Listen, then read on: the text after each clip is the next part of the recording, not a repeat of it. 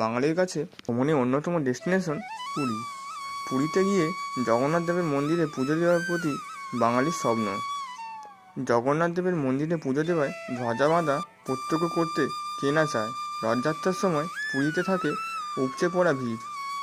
অন্যান্য সময় তিল ধারণে জায়গা থাকে না, কিন্তু বহু ভক্তরাই পুরীর জগন্নাথ মন্দিরে রহস্যগুলি সম্পর্কে অবগত নন। পুরীর জগন্নাথ মন্দিরের বেশ কিছু অজানা তথ্য নিয়ে আজও রয়েছে রহস্য। 1. পুরীর জগন্নাথ মন্দিরের উপরে যে ধ্বজা রয়েছে তা হাওয়ার বিপরীত দিকে ওড়ে, কথিত রয়েছে এমনটাই। 2. পুরীর জগন্নাথ মন্দির এমনভাবে নির্মাণ করা হয়েছে যে এর চূড়ায় কোনো ছায়া পড়ে না। 3.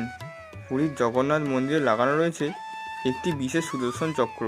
এই চক্রের সৃষ্টি নিয়ে একাধিক মন্তব্য কথিত রয়েছে। তাৎপর্যপূর্ণভাবে যেই দিক থেকে এই সুদর্শন চক্রের দিকে তাকানো হয় তা সোজাই দেখা যায়। 4.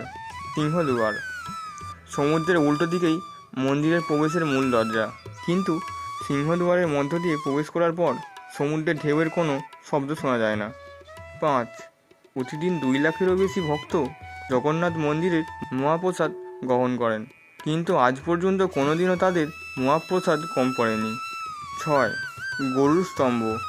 সিংহদুয়ার দিয়ে প্রবেশের সময় ভক্তরা গরুর স্তম্ভের কাছে শ্রদ্ধায় মাথা নত করেন। গরুর স্তম্ভের কাছে দাঁড়ালে সরাসরি জগন্নাথ, বলরাম এবং সুভদ্রার মূর্তি দেখা যায়। কথিত আছে শ্রী চৈতন্য মহাপ্রভু এই গরুর স্তম্ভ থেকে জগন্নাথ দেবের দর্শন করতেন। 7. রথযাত্রার আগে জগন্নাথ, সুভদ্রা এবং বলরামের স্নানযাত্রা আয়োজন করা হয়।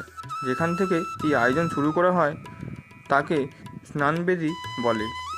এই স্নানযাত্রার পর 15 দিন জগন্নাথ দেবের দর্শন বন্ধ থাকে। জানা যায় এই সময় ভগবান অসুস্থ হয়ে পড়েন এবং তাকে সুস্থ করার জন্য বিশেষ খাবার তৈরি করা হয়।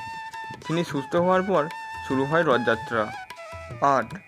এছাড়াও মন্দিরের অন্যতম আকর্ষণ হলো কল্পবটী।